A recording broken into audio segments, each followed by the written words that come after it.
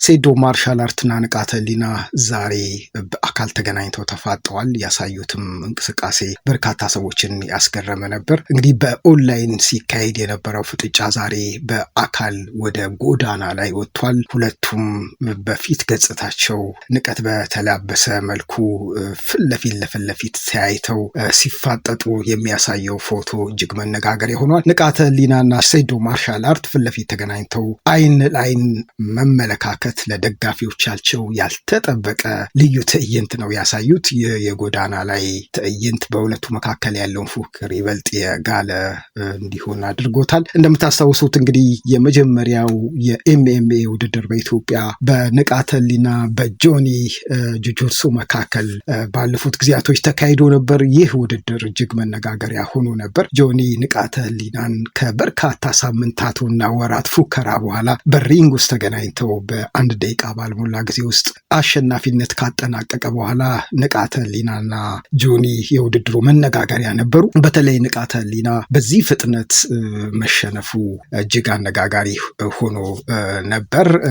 ከዛ በኋላ ግን ንቃተ ህሊና ከመጣበት የመጀመሪያው የውድድሩ ተፋላሚ መሆኑ ይህንን እድል ለኢትዮጵያ መፍጠሩ እጅግ አድናቆት ሲቸረው ነበር። በትውልድ አካባቢውና በከፋ ዞን በቦንጋ ከተማ ደማቅ የሆነ አቀባበል ተደርጎለታል። ይህንን ውድድር ተከትሎ እንግዲህ ጆኒ ሌላኛው ተፋላሚ ማን ይሆናል በሚል የውድድሩ አዘጋጆች ይፋ አድርገዋል። ጆኒን የሚገጥም ይምጣ ባሉት መሰረት እንግዲህ አዘጋጆቹ በብዙ ማህበራዊ ሚዲያዎች ላይ በፉከራ በጩኸቱ ታወቀው እና የተለያዩ ትዕይንቶችን ሲያሳይ የነበረው እኔ ነኝ የማርሻል አርት ንጉስ ሲል የነበረው ሴዶ ማርሻል አርት ውድድሩን ተቀብሏል። ለውድድሩ 5 ሚሊዮን ብር ተዘጋጅቶ እንደነበረ ተገልጿል። ለአሸናፊው 4 ሚሊዮን ብር፣ ለተሸናፊው 1 ሚሊዮን ብር። ሴዶ ማርሻል አርት ግን በ5 ሚሊዮን ብር ወይም በውድድሩ በቀረበው ገንዘብ አልተስማማም። 10 ሚሊዮን ብር መጀመሪያ በአካውንት ይግባ የሚል ሀሳብ ሰጥቷል።